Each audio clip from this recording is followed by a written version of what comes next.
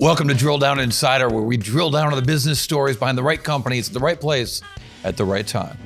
All right, welcome to the Drill Down Insider, where we drill down on the business stories behind the right companies in the right place at the right time. Today with a look at Infleqtion with CEO Mathew Kinsella. Hi, Corey.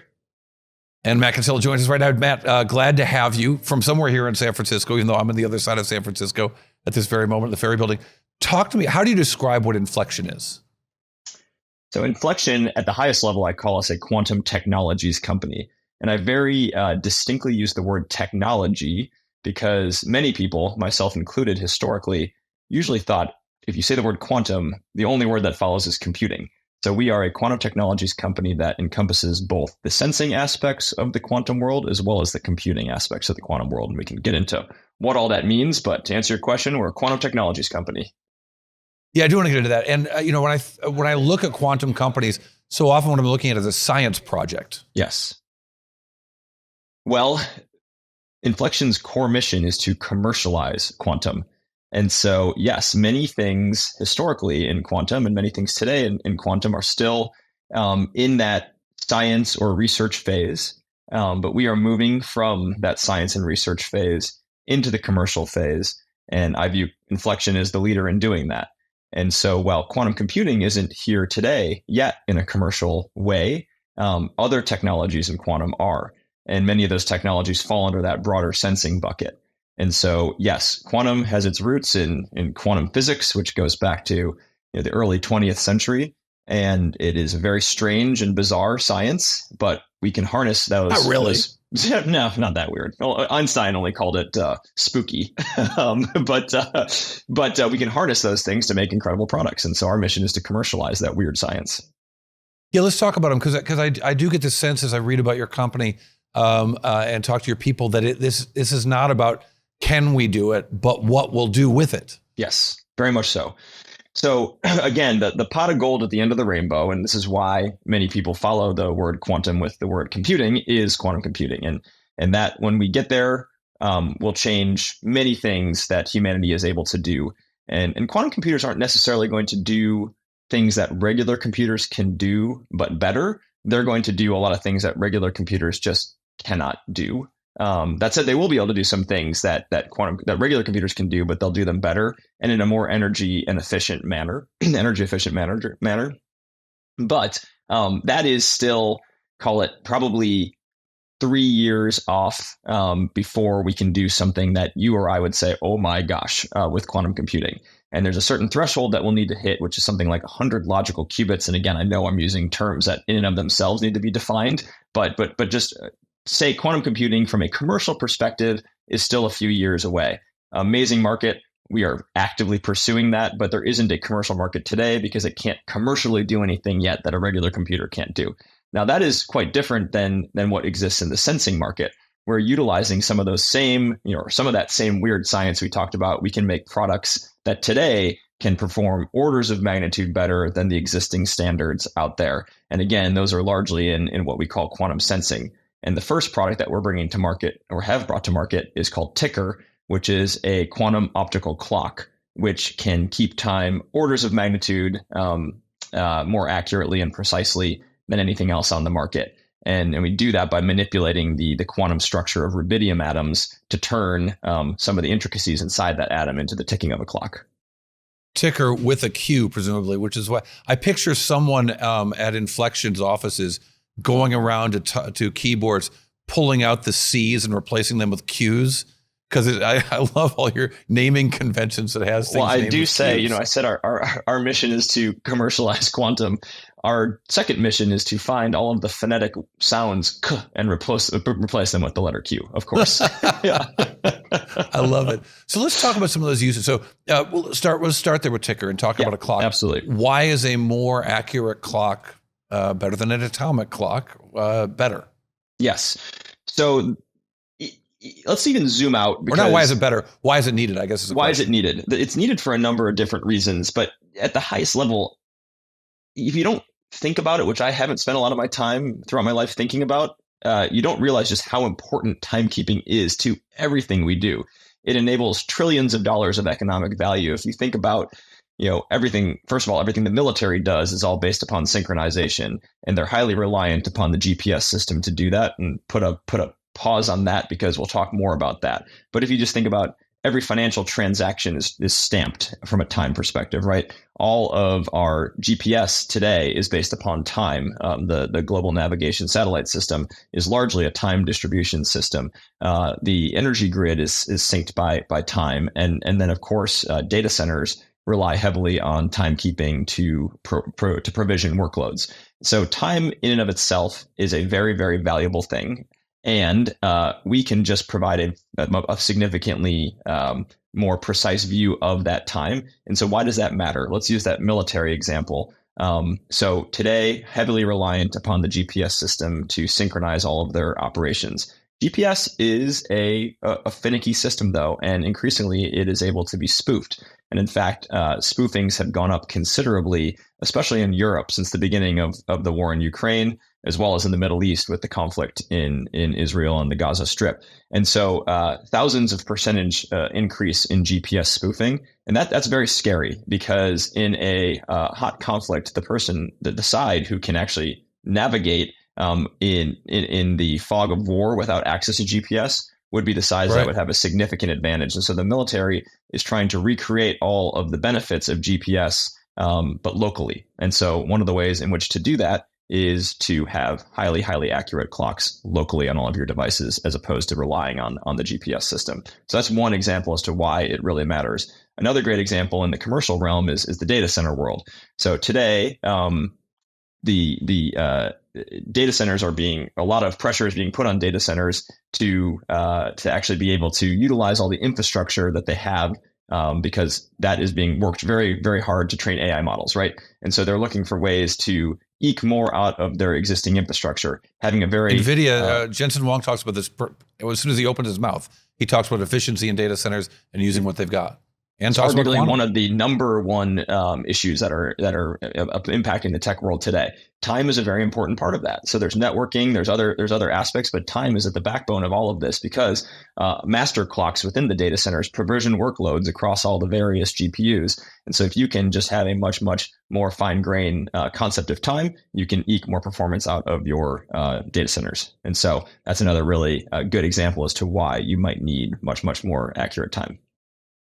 And I think that really ties in with why AI and quantum are sort of heading off to the same direction to make each other work better. Absolutely. There are a number of intersections between AI and quantum. One of them is as simple as quantum clocks can let you get more out of your AI infrastructure, right? So that's one very, very easy example. But there's a number of different examples as well. And so it's interesting to think about how quantum computing and AI are to intersect. And so GPUs continue to push the limits on what we thought classical computing could do. And so in some ways, GPUs have pushed out this concept of quantum advantage because existing classical infrastructure with GPUs has started to do things that we didn't think regular computers could do and thought that might just only exist in the world of quantum. And so what we're able to do is using our quantum software, which we wrote for quantum processing units, we can actually apply that to GPUs and have those GPUs start to think they're QPUs in some ways. And so based on our software, we can do some of the things that you thought you would need a quantum computer to do in the world of classical computing. And so I do believe our quantum software is a way in which we bridge the gap between classical computing and quantum computing. And a lot of that is done utilizing GPUs. What is Scorpius? Spelled with a Q, of course. Scorpius, spelled with a Q, is our quantum computer. And so we have named our quantum computing efforts Scorpius, and we have sold a Scorpius unit to, we've sold a quantum computer to the United Kingdom as well as to the Japanese government. And so Scorpius, again, yes, is a phonetically cued word that we use to call our quantum computer. And do those efforts exist side by side with the sort of deployment of quantum techniques as you wait and develop a quantum computer? Very much so. And the way I think, and I stole this concept from the Marvel Cinematic Universe, so apologies to Disney, but I view quantum coming out into the world in a phased approach. And so right now we're squarely in phase one, which is quantum sensing. Phase two will be quantum computing. But a lot of the components, as well as the software that you use to build the products in phase one of sensing, are the exact same thing as you need to build quantum computers. And so our strategy has always been, we are commercializing quantum. We're selling products into the quantum sensing market. But as we do that, we're getting better at all the things we need to do to build quantum computers when that commercial market does come at scale. And as I mentioned, we have sold quantum computers today, but they are to nation states funded basically for their researchers to get used to quantum computers. Again, they don't yet do anything that you could do on a classical, that you couldn't do on a classical computer today. So it does sound though that you're like that unlike the world of compute, which we've seen virtualization came after compute. It seems like you're getting a notion of virtualization ahead of compute when it comes to quantum right now, because you're able to do some things before the computers are there. In a sense, that's right. Yes, I'd say this concept, and it's been a bit of a pleasant surprise. The software that we developed specifically for quantum computers actually can do interesting things when used on classical hardware. And I do view that as a bridge between the pre-quantum computing world and the post-quantum computing world. And this is getting into the science a bit, but the way we do everything, whether it's quantum sensing or quantum computing, is we precisely control atoms with lasers. And so if you think, well, hey, what does a quantum clock have to do with a quantum computer? The answer is a lot. And so I almost feel like I'm channeling my inner Steve Jobs from the first iPhone announcement, where he said, we're building a touchscreen iPod, we're building a phone, and we're building an internet communicator. But they're not three things. It's one thing. In many ways, our clock and our computer aren't that dissimilar. We are just precisely controlling atoms by using lasers, and we're trapping them in vacuum cells. We might be using a different species of atom, we might be using a different frequency of laser, or we might be arraying the atoms in a different way. But the better we get at doing that, the closer it brings in having a commercial fault-tolerant gate-based quantum computer. And a lot of that underlying technology is the exact same for a clock as it would be for a computer. Seems like it would be hard to be the CEO of a company like this, with so many possible directions you could go in. How do you even start to address what markets to get into and what the total addressable market size might be? Yes. Well, I will say that my history as an investor comes in handy here. And so before joining as the CEO of Infleqtion in April, I was one of the first investor in Infleqtion in 2018. We seeded the business. And I've been at a firm called Maverick for 19 years. And so in many ways, your question is, how do you allocate capital? And so I've taken a very investor-centric approach to this and analyzed all the various projects we're working on and then allocating capital across those based upon their return on investment potential. And so right now, it's clear to me that the most near-term commercial opportunity for us is Ticker. So we're allocating capital behind that and making sure we can fulfill all the existing orders we have, as well as generate more orders. And then we're allocating capital behind another sensing project, which is quantum RF, which stands for quantum radio frequency antenna. And then also, of course, the ROI on compute is very large, and so it's worth investing dollars behind that. And so I've focused our efforts on clocks and then RF antennas, as well as compute. And there are a couple of other areas that we are focused on internally, but we're making sure those are funded with external dollars, because there is that ability to get those external dollars through government programs. And finally, is there a dollar amount on that, TAM? Do you is that useful to put something on that? I've done my best, and our team internally has done our best to size the opportunities.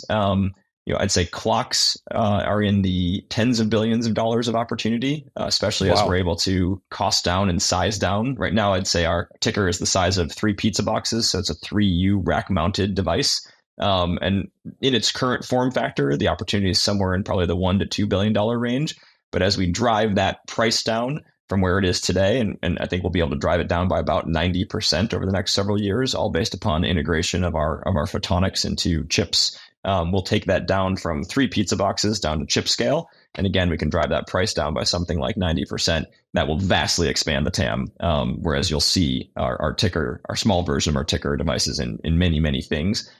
Quantum computing, I'd say the bet, all bets are off as to how large that opportunity is, but suffice it to say it's in the hundreds of billions of dollars. But again, it's one of those things where we don't know all the things we'll be able to do with a quantum computer quite yet, but it will change a lot of things, and chemistry is the first market that will be highly, highly enhanced by quantum computers. Amazing stuff. Mathew Kinsella is the CEO of Infleqtion. Mathew, thank you for your time. Appreciate it. Thank you so much, Corey. It was great to be here. All right, coming up next on the Drill Down the Bite, the one number that tells us a whole lot more about Infleqtion right after this. The Drill Down Insider is brought to you by the Futurum Group, where analysts, researchers, advisors, content creators, and marketing experts help business leaders anticipate and understand shifts in their industries and build strategies to leverage disruptive innovation. With deep analysis, Futurum Group's extensive industry experience delivers reliable research and data, thought leadership, and actionable advice to help you with your strategy and go-to-market efforts. Futurum Group.